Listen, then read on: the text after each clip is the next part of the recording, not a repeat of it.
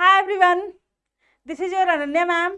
I welcome you all on the Rankers and TSC platform. I am here for the solution of biology questions which was conducted by the Ellen Institute, the Talent Tax Examination that is 2024. तो biology के questions मैं आपको solve कराऊंगी. Science में तो biology के questions आपके 15 थे. कितने क्वेश्चन थे बच्चा? 15. मेरे अकॉर्डिंग दिस क्वेश्चंस आर, इनकी 3 कैटेगरी है, hard, easy and moderate.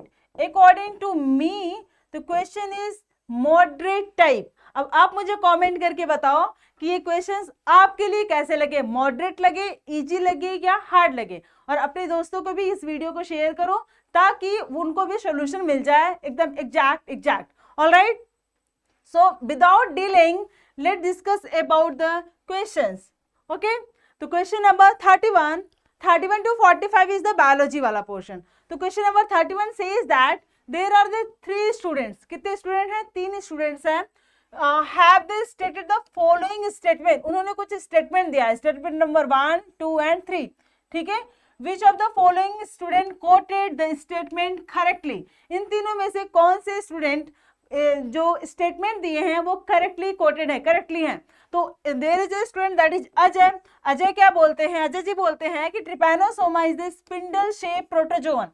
Yes, trypanosoma is the protozoan और इसका शेप जो होता है वो स्पिंडल शेप होता है. यहां तक तो बात सही है. Which cause sleeping sickness, that statement is completely correct. ये क्वेश्चन आपका क्लास 9 से है. Why do we fall ill chapter से. तृप्ति कहती है leishmania cause the kala azar, that is also correct. It has the long whip like structures. तो वाइपर होते हैं ना, कार के वाइपर इस तरीके से, तो लेशमिनिया का भी स्ट्रक्चर कुछ ऐसे ही देखने को मिलता है. ठीक है, क्लास 9th में ये चीज पढ़ते हैं. क्लास 10th में लेशमिनिया में हम लोग फिजन देखते हैं कि बाइनरी फिजन होता है. तो ये statement is also correct. Next है, Dhavani says that staphylococcus is a round shape.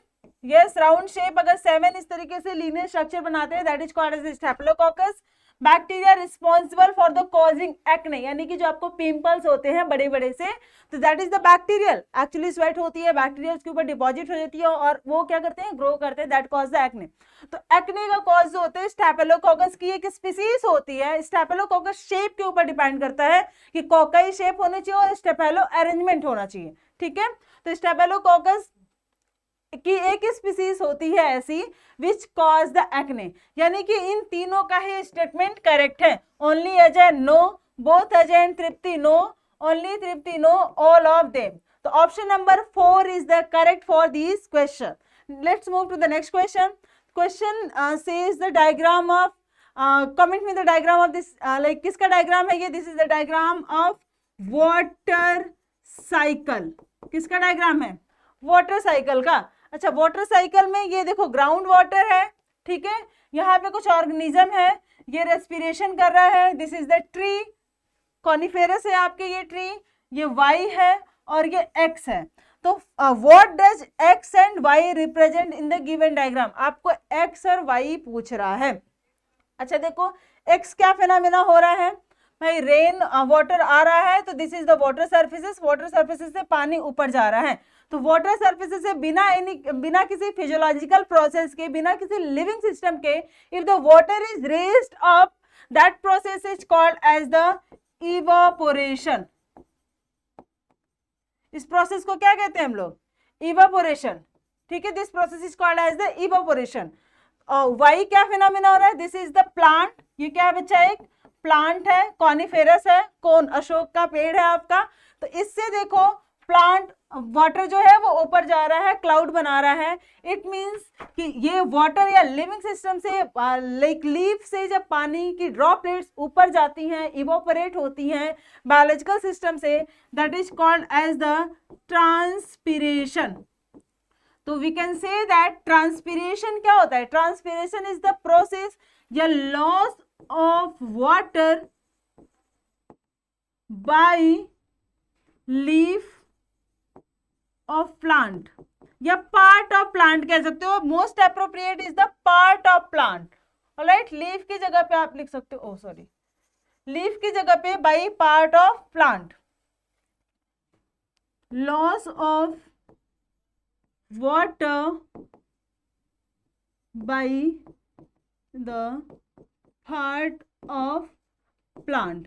तो मैक्सिमम वैसे ट्रांसपिरेशन बाय लीफ सरफेसेस से होता है, लेकिन ग्रीन स्टेम्स वगैरह से भी ट्रांसपिरेशन होता है।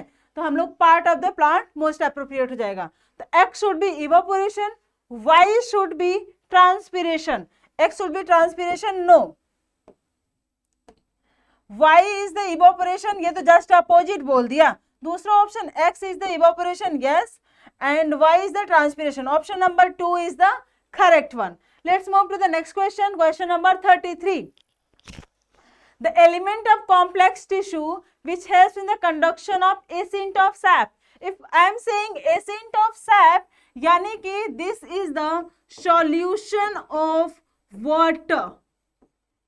यानी कि हम लोग यहाँ पे water, minerals के ट्रांसपोर्टेशन की बात कर रहे हैं। किसके ट्रांसपोर्टेशन की बात करते हैं? वाटर एंड मिनरल्स की। वाटर एंड मिनरल्स के सॉल्यूशन को हम लोग क्या कहते हैं? Ascent of SAP. ऑलराइट, अब ascent of SAP the element of complex tissue. Complex tissue हमारे पास दो होते हैं, वन इज द जाइलम और दूसरा क्या होता है? फ्लोएम। एसेंट ऑफ सैप यानी वाटर कंडक्शन कौन कराता है? जाइलम कराता है। वाटर कंडक्शन कौन कराएगा? जाइलम कराएगा। तो जाइलम का कौन से एलिमेंट होते हैं? जाइलम के 4 एलिमेंट्स होते हैं, फ्लोएम के भी 4 एलिमेंट्स होते हैं। यहाँ हम जाइलम लिख देती हूँ मैं, और यहाँ पे फ्लोएम लिख देती हूँ। कौन कौन से इसके 4 एलिमेंट्स हैं? जस्ट कमेंट में बिफोर। तो xylem, first of all tracheids, vessels, xylem parenchyma,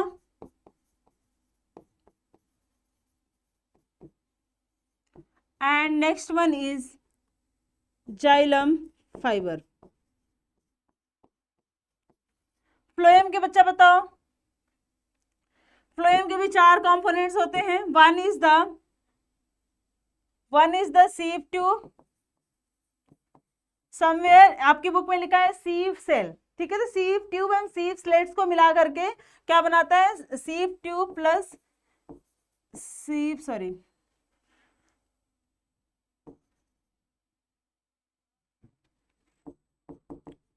sieve slits equal to sieve cells होते हैं, ठीक है। sieve tube plus sieve slits होते हैं। sieve cells यानी sieve cells हो गए। कॉम्पेनियन सेल होते हैं phloem fibre and phloem parenchyma. These are the 4 components of the phloem. These are the 4 components of the xylem. तो अब एसेंट ऑफ सैप की बात करें यानी water mineral transportation was conducted with the help of the xylem.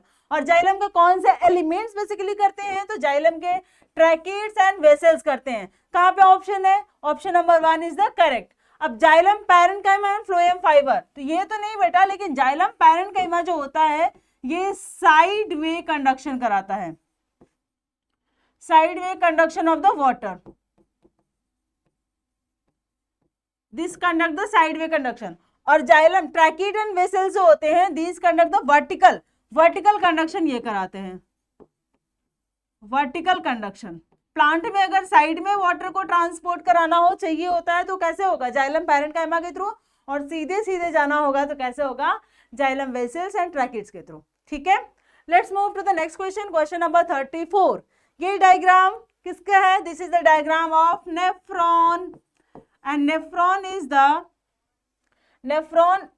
The functional unit of kidney. It is the functional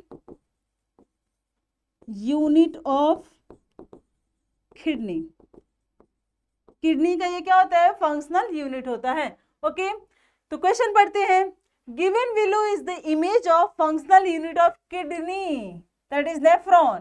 Identify the part label A, B, C and D. कहाँ पे labeled है? A, B, C and D? आपको बताना है इसमें से the correct option for it.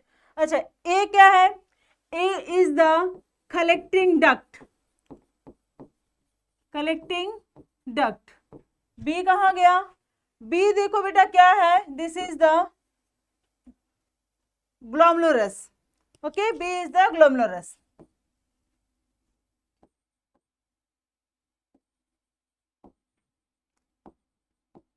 What about C? ये बाहर से कवरिंग है इसकी, तो ये क्या हो जाएगा? Bowman capsule. पूरा बाहर वाला जो पूरा एरिया जो होता है बॉमन कैप्सूल का होता है, और उसके अंदर ग्लोमेरुलस क्या होते हैं? फिल्ट्रेट कर रहते हैं, इस तरीके से रहते हैं, है ना? ऐसे ही होते हैं ना। तो ये क्या हो जाएगा आपका? Bowman capsule.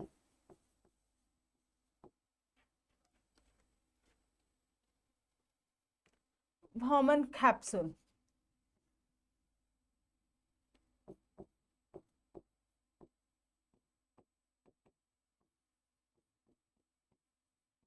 What about D?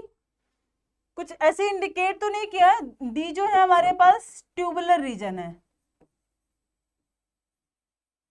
दो पार्ट से हमारा डिवाइड होता है, वन इज द ट्यूब और अनदर वन आपका फिल्ट्रेट यूनिट, जिसमें ग्लोमेरुलस एंड बॉमन कैप्सूल पाए जाते हैं। अब ऑप्शन मैच कराते हैं। A is the collecting duct, yes. B is the Bowman capsule, no, B तो हमारा ग्लोमेरुलस है, ठीक है। ए तो नहीं होगा। ए क्या है हमारे पास?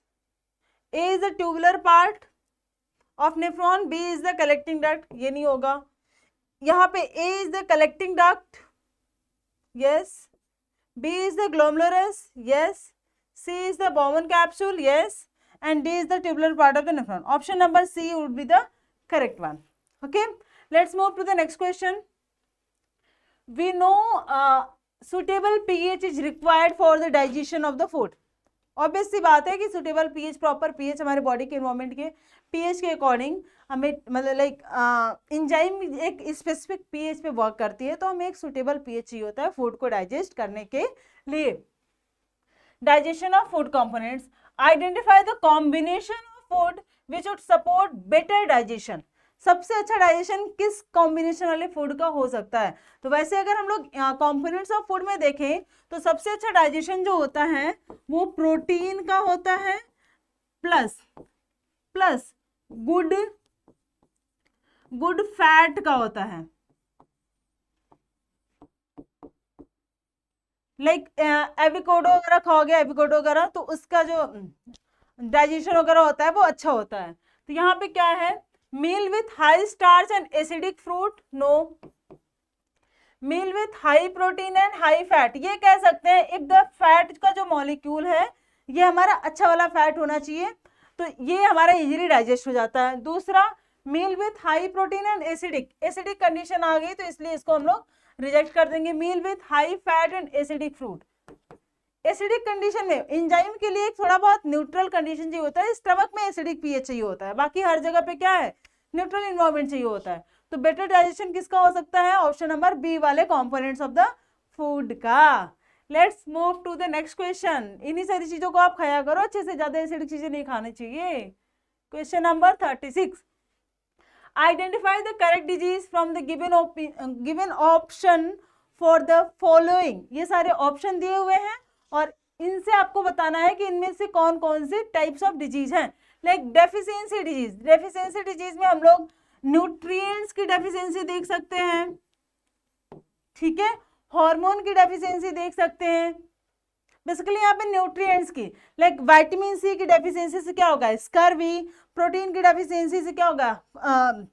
क्वाशिकर, मरासमस। ये डेफिशिएंसी वाले डिजीज में यहाँ लिस्ट बना देती हूँ कौन कौन से होंगे।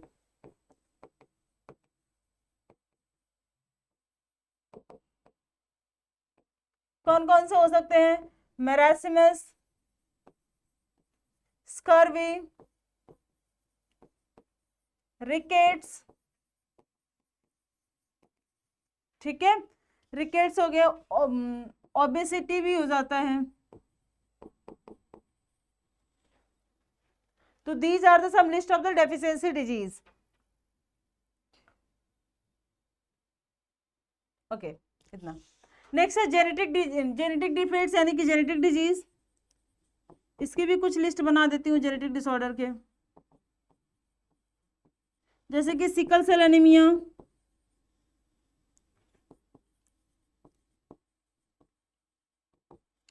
हीमोफीलिया,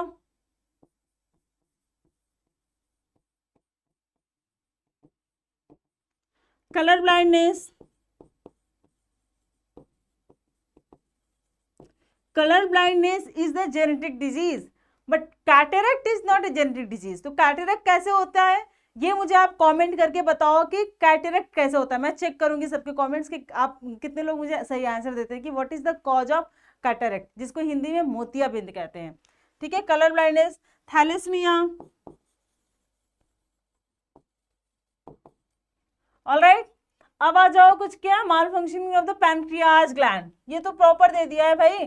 तो ये क्या हो जाएगा आपका, डायबिटीज, डायबिटीज या कुछ ग्लूकोगॉन से इंक्रीज और कम बेसी होने वाला जो डिजीज होगी वो, तो डायबिटीज मेलाइटस हो सकता है जो कि इंसुलिन की डेफिशिएंसी से होता है।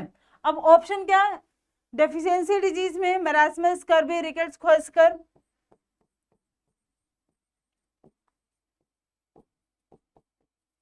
ऑप्शन ए है ख्वास्कर, ये बात तो सही है, genetic disease, haemophilia, diabetes mellitus. Option number A is correct. अच्छा, ये तीनों ऑप्शन कैसे इनकरेक्ट है उसको देख लेते हैं।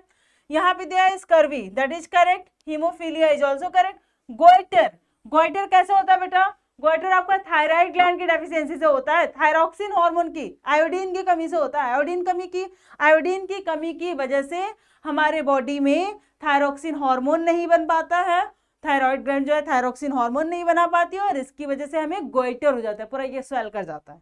ठीक है, तो ये गलत हो गया, इसलिए ये ऑप्शन हमारा क्या हो गया, गलत। नेक्स्ट है मेरास्मस, ये भी सही है। और दूसरा क्या है, जेनेटिक डिफेक्ट। जेनेटिक डिफेक्ट यानी कि एनीमिया नहीं, एनीमिया नहीं होती है, इसमें स्पेशलाइजेशन करेंगे कि sickle cell anaemia. Sickle cell anaemia is your genetic disease. Anaemia सिर्फ नहीं हो, एनीमिया का मतलब होता है ब्लड की कमी होना। ठीक है, तो उसका कोई भी रीजन हो सकता है, जरूरी नहीं कि आपका जेनेटिक डिसऑर्डर ही हो। सिकल सेल एनीमिया में क्या होगा कि ब्लड की जो आरबीसी है वो सिकल सेप की जैसी हो जाती है।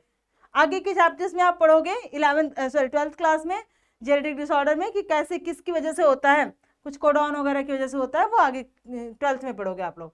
तो गोइटर अगेन ये पैनक्रियाज से तो होता नहीं है, ये भी ऑप्शन गलत हो गया। ऑप्शन नंबर 4 को देखते हैं, ओबेसिटी, डायबिटीज, गलत। ऑप्शन नंबर 4 भी गलत हो गया, option number 1 is the correct one. Let's move to the next question. Carbon dioxide is release in which of the following process. बहुत अच्छा क्वेश्चन है, कार्बन डाइऑक्साइड किस प्रोसेस में रिलीज होता है। ये देखो, ये एक स्टैंडर्ड क्वेश्चन है। ठीक है, लाइट रिएक्शन ऑफ फोटोसिंथेसिस में बेटा ऑक्सीजन रिलीज होती है, वाटर मॉलिक्यूल्स का ब्रेकडाउन होता है। लाइट रिएक्शन, डार्क रिएक्शन मैंने पढ़ाया है आप लोगों को लाइफ प्रोसेस वाले चैप्टर में। तो इसमें क्या होता है, ऑक्सीजन मॉलिक्यूल्स रिलीज होते हैं, तो इसमें तो होगा नहीं। दूसरा, लैक्टिक एसिड फर्मेंटेशन में ग्लूकोज से बनता है यहाँ पे लैक्टिक एसिड। ठीक है, और लैक्टिक एसिड का फॉर्मूला होता है CH3CH2COOH। ये देखो आपका 6 नंबर कार्बन का होता है और ये यहाँ पे 2 मॉलिक्यूल ऑफ ये बन जाते हैं, तो 2 3 जा 1 2 3 2 3 जा 6 कार्बन यहाँ पे ऑलरेडी इंगेज हो गया। कार्बन डाइऑक्साइड इसमें बनता ही नहीं है, नो कार्बन डाइऑक्साइड। ठीक है, नेक्स्ट ग्लाइकोलिसिस। ग्लाइकोलिसिस का मतलब होता है कि ग्लूकोज का ब्रेकडाउन होना, ब्रेकडाउन ऑफ ग्लूकोज। और ये प्रोसेस बेटा होता है कहाँ पे, साइटोप्लाज्म में। और ये प्रोसेस जो होता है this is the universal process. ये कैसा प्रोसेस होता है, यूनिवर्सल प्रोसेस होता है, सारे सेल्स में होता है। ठीक है, अब इसमें क्या होता है, glucose is converted into pyruvate. ये 6 नंबर कार्बन का होता है C6H12O6, इसका फॉर्मूला ऐसे होता है C6H12O6। और ये जो होता है ये 3 नंबर कार्बन का होता है, तो यहाँ पे ग्लूकोज कार्बन डाइऑक्साइड नहीं बनता। कार्बन डाइऑक्साइड इसके आगे जाके पूरा का पूरा कंप्लीट ब्रेकडाउन होता है तो बनता है। या कहीं पे देखते हैं तो 1 मॉलिक्यूल ऑफ कार्बन डाइऑक्साइड कहीं कहीं पे दिखता है कि रिलीज हो रहा होता है, कार्बन, वहां पे डी कार्बोक्सिलेशन प्रोसेस से डिटेल में बाद में हम लोग पढ़ेंगे 11th क्लास में। यहाँ पे हम कभी देखेंगे कि कार्बन डाइऑक्साइड नहीं बनता। What about the ethanol fermentation? Ethanol fermentation में 2 molecule of carbon dioxide release होती है, ठीक है। और यही जो चीजों को क्या करती है, फ्लफी करके रखती हैं। Carbon dioxide fermentation, carbon dioxide की वजह से जो डो में अगर आपने ईस्ट पाउडर मिला के रखा तो डो बहुत फ्लफी हो जाता है, ऐसे फूल जाता है, स्वेल कर जाता है, तो because of the carbon dioxide gas. तो यहाँ पे कार्बन डाइऑक्साइड गैस रिलीज होती है। ये था क्वेश्चन कॉन्सेप्चुअल और थोड़ा अच्छा स्टैंडर्ड वाला और 1 वर्ड टाइप का, मतलब आप देखोगे तो चाहिए तो हो ही जाएगा, लेकिन इसमें लगाना पड़ेगा आपको दिमाग। Let's move to the next question. This is the diagram of your digestive system, है कि नहीं? डाइजेस्टिव सिस्टम का डायग्राम है। ये भी मुझे लगता है लेबलिंग करने के लिए पूछा गया है। चलो भाई, study the given figure carefully and select the statement which are not correct in reference to it. जिसके रेफरेंस में ये statement correct, not correct, not correct in reference to it, इसके रेफरेंस में ये जो स्टेटमेंट करेक्ट नहीं है। क्या क्या स्टेटमेंट है? The part level C and D are digestive gland. C and D, C क्या है? Liver, yes it is the gland, largest gland होती है सी एंड डी। डी क्या है आपका? Pancreas, it is also gland. तो ये बात तो सही है, part level C and D are the digestive gland where C is yellow colour due to abundance of iron. C is the reddish in colour होता है आयरन के abundance में, येलोइश रेडिश ब्राउनिश कलर होता है ये, ठीक है, ये ब्राउन कलर होता है basically. And D is reddish brown colour, D is reddish brown colour. Both C and D help in the digestion of fat, carbohydrate and protein, ठीक है। पैनक्रियाज रिलीज करती है हमारा क्या? ट्रिप्सिन, और ट्रिप्सिन से प्रोटीन का डाइजेशन होता है। लिवर डाइजेस्ट करता है फैट को इमल्सिफिकेशन प्रोसेस से, एंड कुछ बचे कुछ कार्बोहाइड्रेट को पैनक्रियाटिक एंजाइम्स ब्रेक करते हैं। तो ये तो सही है। दूसरा, the part label as E is the site of complete digestion. E intestine, yes, E क्या है आपका? Small intestine. Let's erase this one. is the small intestine.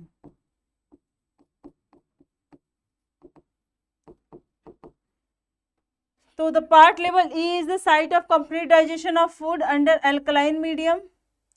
Here the bile juice and pancreatic juice help in the digestion of the food. It has the presence of finger-like structure which helps in the absorption of food. ये बात तो बिल्कुल ही सही है, पूरा intestine का definition ही describe करके दे दिया है। 3 देखो, the part level A is the common passage for both food and air. Yes, ये क्या हो सकता है फिर? Pharynx. Which then leads to part B. Part B, no digestive gland are present in peristalsis occur. ये बात भी सही है, क्या स्टेटमेंट गलत होगा? The part level B is continues the digestion of food in highly acidic medium by rhythmic contraction and relaxation of muscles. Labeled as the B continues the digestion of the food in highly acidic medium. B में कहाँ digestion होता है? B यानी कि peristalsis moment में कहाँ digestion होता है? अब देखो, the part level as F is vestigial organ. F क्या है? Yeah, this is the appendix.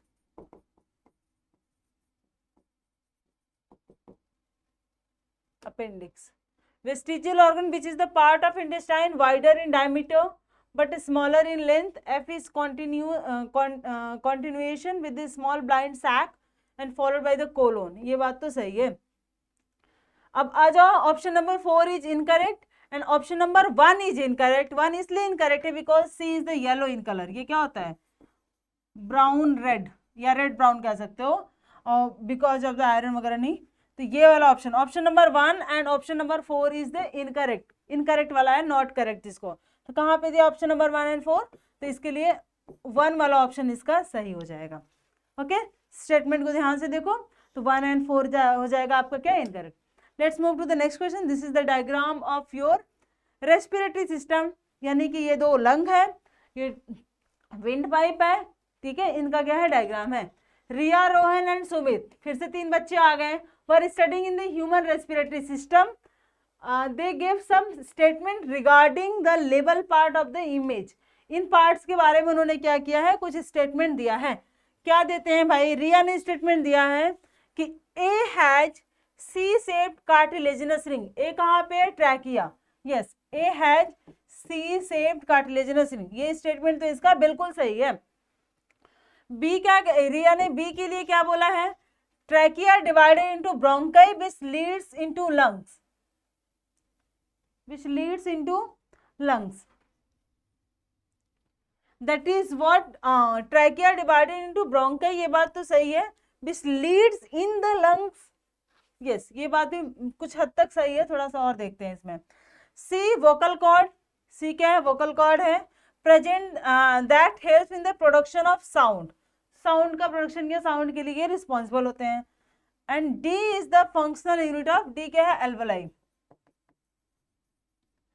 सी क्या है आपके, वोकल कॉर्ड। तो ये क्या है, ये इसके तो सभी स्टेटमेंट सही हैं। रोहन कहता है the wall has complete cartilaginous ring, the wall has, ये कंप्लीट कार्टिलेजिनस रिंग नहीं होती, ये सी शेप की हाफ हाफ, ठीक है, हाफ हाफ सी शेप की रिंग होती है, तो कंप्लीट नहीं होती, ये स्टेटमेंट इसका क्या है, गलत है। बी के लिए trachea divided into bronchioles which leads into lungs, तो ट्रैकिया किस में डिवाइड्स होती है बेटा, ब्रोंकियोल्स में, ब्रोंकाई में डिवाइड्स होती है, ब्रोंकाई डिवाइड्स होते हैं ब्रोंकियोल्स में। देखो ये जो मेन वाला है दिस इज द ब्रोंकाई, और ये जो आगे चल के डिवाइड होगा ये ब्रोंकियोल्स कहलाता है,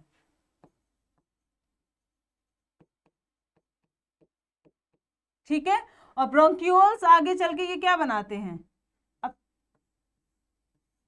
ये जो होगा ये ब्रोंकाई होगा, और इसके जो ब्रांचेस निकले हैं like this one, this is called as the bronchioles.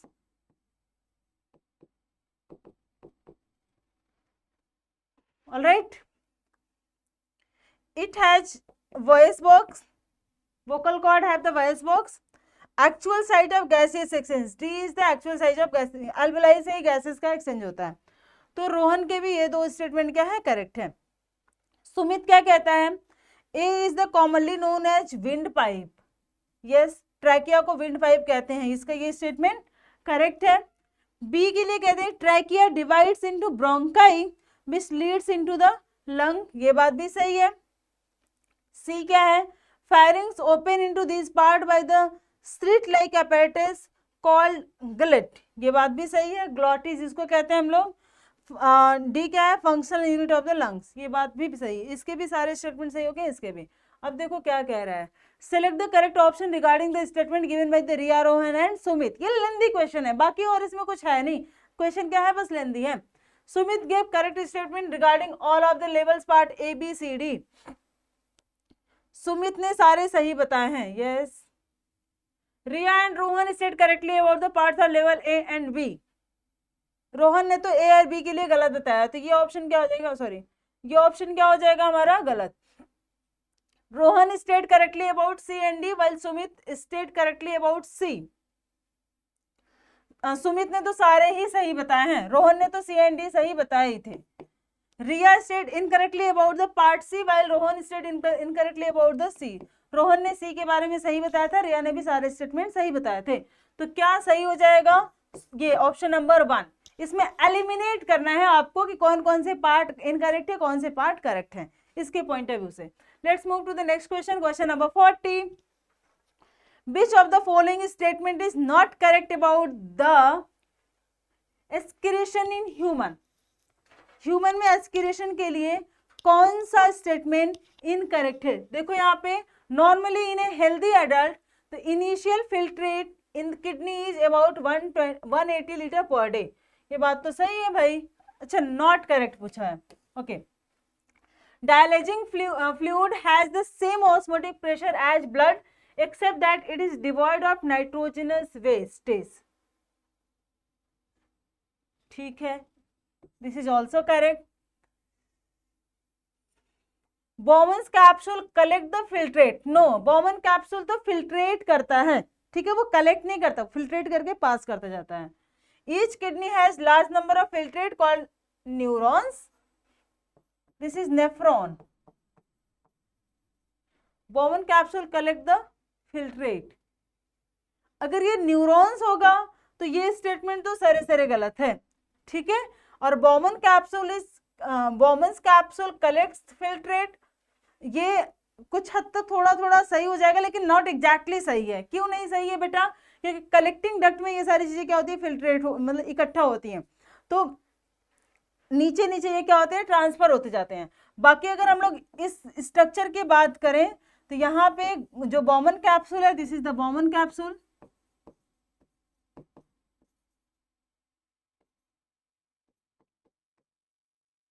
यहाँ पे ये इस तरीके का स्ट्रक्चर बना हुआ रहता है, जिसमें चीजें इधर से आती है फ्रंट से, दिस इज द अफरेंट आर्टियल, और ये क्या है, इफ्रंट है, इफ्रंट से इधर आती हैं और फिल्ट्रेट होती हैं, ये इकट्ठा होती है और यहाँ से धीरे धीरे प्रेशर के थ्रू नीचे जाती हैं। तो कुछ हद तक इसके पॉइंट ऑफ व्यू से देखेंगे तो ये हमारा सही हो जाएगा। तो बेसिकली आपके लेवल पे मैं इसको सही कर देती हूँ, ये न्यूरॉन्स है तो ये तो ब्लंडर गलत है, ठीक है। तो option number 4 is the incorrect. और न्यूरॉन की जगह यहाँ पे नेफ्रॉन रहता है तो ऑप्शन नंबर 3 को हम लोग इनकरेक्ट मान लेते हैं, बहुत ज़्यादा वो एक्यूरेट नहीं लग रहा है मुझे लगता है कि शायद इनका ये स्पेलिंग मिस्टेक हो गया होगा। Let's move to the next question. तो organism 1, 2 and 3 belongs to which of the following kingdom. तो बेटा देखो ये क्या है, अमीबा, ये क्या है, पैरामीशियम, इसका कि हेयर लाइक प्रोजेक्शन, छोटा छोटा सीलिया पाया जाता है, पैरामीशियम।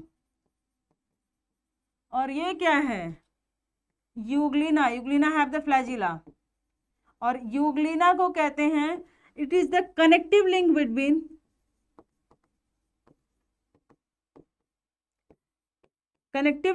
द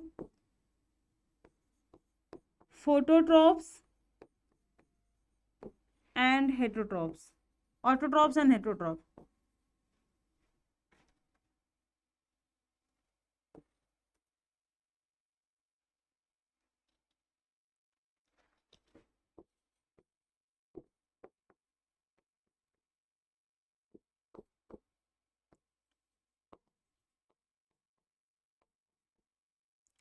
ओके, सो ये सारे के सारे बिलोंग करते हैं किंगडम प्रोटिस्टा में, ठीक है। कौन कौन से किंगडम होते हैं बेटा? किंगडम सबसे छोटा होता है मोनेरा, क्लास 9th में ये चीजें पढ़ते हैं बायोडाइवर्सिटी में। मोनेरा के बाद आता है प्रोटिस्टा,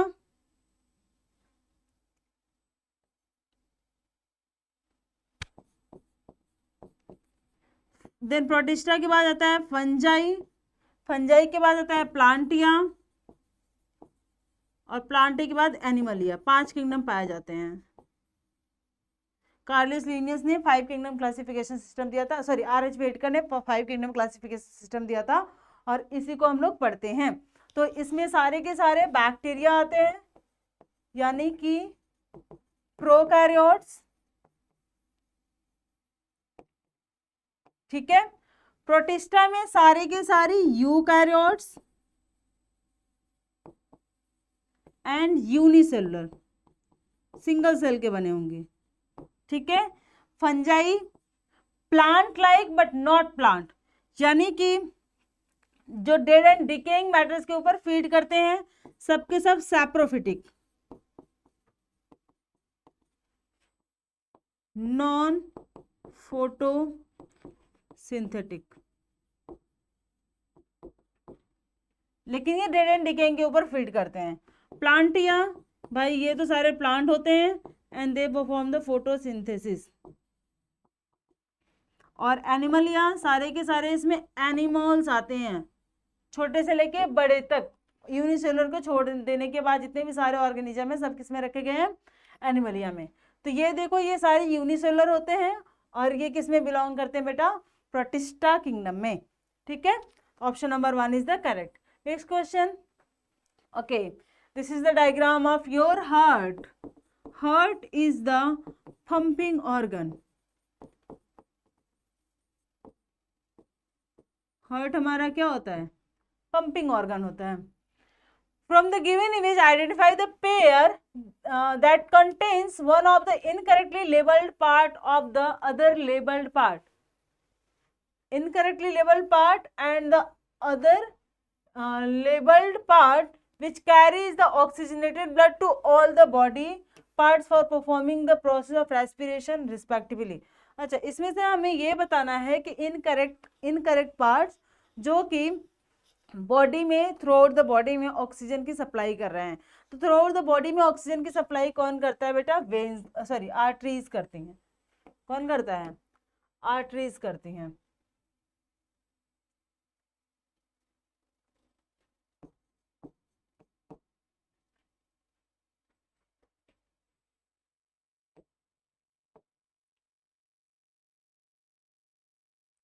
क्या लिख रही हूं मैं भी? आर्टरीज।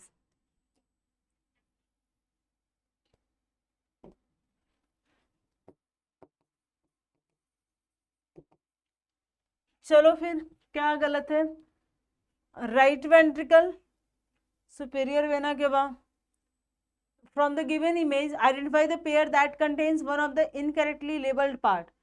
कौन सा पेयर जो है वो इनकरेक्टली लेबल्ड है? तो पहला है राइट वेंट्रिकल और सुपीरियर वेना के बाद। राइट वेंट्रिकल ये है कि इंफीरियर वेना के बाद होती है, सुपीरियर वेना के बाद होती है। ये तो लेबल गलत है, लेकिन हमारा रिस्पेक्ट अगर हम लोग देखें क्या ऑक्सीजनेटेड ब्लड के पॉइंट ऑफ व्यू से तो ये इनकरेक्ट है। यहाँ पे जो ब्लड आता है वो डी ऑक्सीजनेटेड आता है और ये करेक्ट भी है, लेबल भी क्या है? करेक्ट है। लेफ्ट आर्ट्रियम एंड अओर्टा ये तो सही है और ये ऑक्सीजन के रिस्पेक्ट में भी सही है, मतलब ऑक्सीजनेटेड यहाँ पे, और यही थ्रू आउट द बॉडी को पहुंचाता है। इंफीरियर वेना के बाद एंड पल्मोनरी आर्टरी कोई कनेक्शन ही नहीं होता इंफीरियर वेना के बाद और पल्मोनरी आर्टरी का। पल्मोनरी आर्टरी जो होती हैं it carries the deoxygenated blood, deoxygenated blood कहाँ से कहाँ से? From right ventricle to lung. ठीक है। For the left ventricle to pulmonary veins, left ventricle से पल्मोनरी वेन्स में तो ब्लड जाएगा ही नहीं, लेफ्ट वेंट्रिकल से कहाँ ब्लड जाएगा? अओर्टा में जाएगा। तो ये देखो भाई इनकरेक्ट पेयर है। ठीक है, और ये स्टेटमेंट तो ऑक्सीजनेटेड ब्लड के लिए, एंड ये लेफ्ट वेंट्रिकल से ऑक्सीजनेटेड ब्लड मूव करता है थ्रू आउट द बॉडी में, वहीं से पंपिंग होती है, लेकिन पल्मोनरी वेन से नहीं होती है। कहाँ से होती है? अओर्टा से होती है, आर्टरीज से होती है। अओर्टा के बाद इधर आर्टरीज से होती है। ठीक है, तो ये इनकरेक्ट पेयर हो जाएगा। Next move to the next question, question number 43। Consider the following statement and choose the correct option with reference to it. इसके रेफरेंस में हमें क्या है? करेक्ट स्टेटमेंट के अकॉर्डिंग करेक्ट बताना है। Statement number 1, phloem helps in the translocation of food from sinks to source. No, ये translocate करता है from source to sink.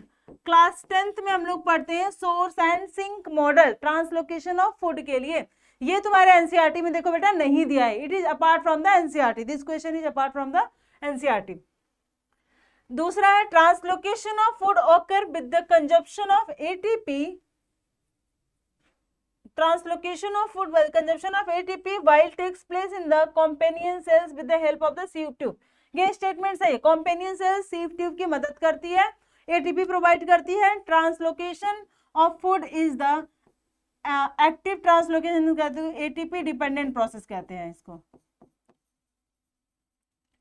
ATP dependent process होता है। ये तो स्टेटमेंट सही निकल गई। Statement number 3, the soluble material in plant is transferred from high osmotic pressure to low osmotic pressure area। जहां पे osmotic pressure ज्यादा होगा वहां से osmotic pressure जहां कम है उसकी तरफ मूव करेगा। ये स्टेटमेंट इज ऑल्सो करेक्ट।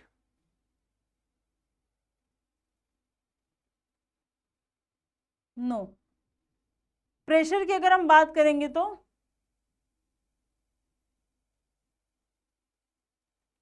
क्या बोल रहा है भाई?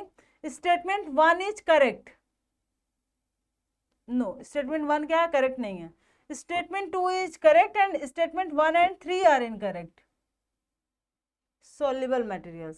Statement 3 is correct and statement 1 and 2 are incorrect. तो 2 तो ये भी नहीं, all of these भी नहीं. ये हो जाएगा क्या हमारा 1 and 3. ये वाला भी क्या है, प्रेशर की अगर हम बात करेंगे तो उसके रिस्पेक्ट में statement number 2 is correct, statement 1 and 3 is wrong. तो हमारे पास 1 and 3 रॉन्ग हो गए. Let's move to the question number 44. ये डायग्राम है हमारा पूरा throughout the body circulation का. ठीक है, तो student of class 10th visited a science lab and there they learn about the various science model. वहां पे इन लोगों ने एक साइंस मॉडल देखा. ठीक है, some of the students on their way back started discuss about the it which is given below is the image. ये जो इमेज है उसके बारे में. mentioned below the statement quoted by the student. ठीक है, स्टूडेंट 1 कहता है heart is the major pumping organ in our body which filter the blood also. Heart is the pumping organ, लेकिन वो फिल्ट्रेट नहीं करता. फिल्ट्रेशन कौन करता है, किडनी करता है. तो ये स्टूडेंट बेचारा गलत बोल गया. यहां तक तो सही बोला था, यहाँ पे गलत बोल गया. नेक्स्ट स्टूडेंट 2 क्या कहता है, arteries have thick wall and narrow lumen. ये बात सही है. At the level of capillaries gases exchange takes place. ये बात भी सही है. दूसरा स्टूडेंट 4 क्या कहता है, इन arteries pressure of the blood is very high. हम लोग प्रेशर यहीं से मेजर करते हैं. आर्टरी में ब्लड का प्रेशर क्या होता है, हाई होता है. वेन्स हैव नैरो लुमेन, नहीं नैरो लुमेन नहीं होता है, वाइड लुमेन होता है. ठीक है, स्टूडेंट 6 कहता है capillary has wall thicker than veins. Capillary has wall thicker, no. Capillary की वॉल जो होती है बहुत थीन होती है. थीन वॉल होगी तब तो गैसेस का एक्सचेंज बहुत इजीली हो पाएगा. कौन कौन से हमारे पास करेक्ट स्टेटमेंट मिले हैं, correct statement we have 2, 3 and 4. और इनकरेक्ट वाला कौन कौन सा मिला है बच्चा, 1, 5 and 6. अब देखो क्या स्टेटमेंट दे रहा है. Student 1, 5 and 6 stated right, no. दूसरा student 2, 3 and 4 stated right, yes this is the correct one. वैसे इस इमेज का बहुत ज्यादा कुछ मतलब नहीं था, जो भी था ये स्टेटमेंट सही निकलना था. ठीक है, this image is only for confusing you guys. Just use your mind. Question number 45. This is the last question. Question number 45. Refer the flow chart. Identify the A, B, C. One of the constituents of air. Air का एक component है, yes. Support burning. Burning में support करता है, yes. तो ये क्या हो सकता है, ऑक्सीजन हो सकता है. ठीक है, बर्निंग में सपोर्ट नहीं करता, but a greenhouse gas leading to global warming. तो ये कार्बन डाइऑक्साइड हो सकता है. बर्निंग में सपोर्ट नहीं करता, ग्रीन हाउस गैस को भी लीड नहीं करता, लेकिन एयर का कॉन्स्टिट्यूएंट्स है एंड एन इनर्ट गैस है. इनर्ट गैस है तो ये हीलियम हो सकता है, नियॉन हो सकती है, या नाइट्रोजन भी हो सकती है. नाइट्रोजन भी is the inert gas. Nitrogen जब अपने मॉलिक्यूलर फॉर्म में रहती है तो ये इनर्ट की तरह ही रहती है, इसलिए फूड पैकेजिंग में इसको हम यूज करते हैं. तो क्या ऑप्शन हो जाएगा, option A carbon dioxide, no.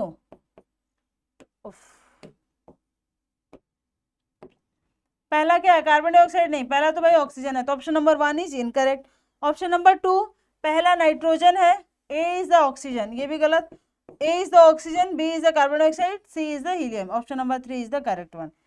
A is oxygen, B is not inert. तो ये यहाँ पे incorrect हो जाएगा.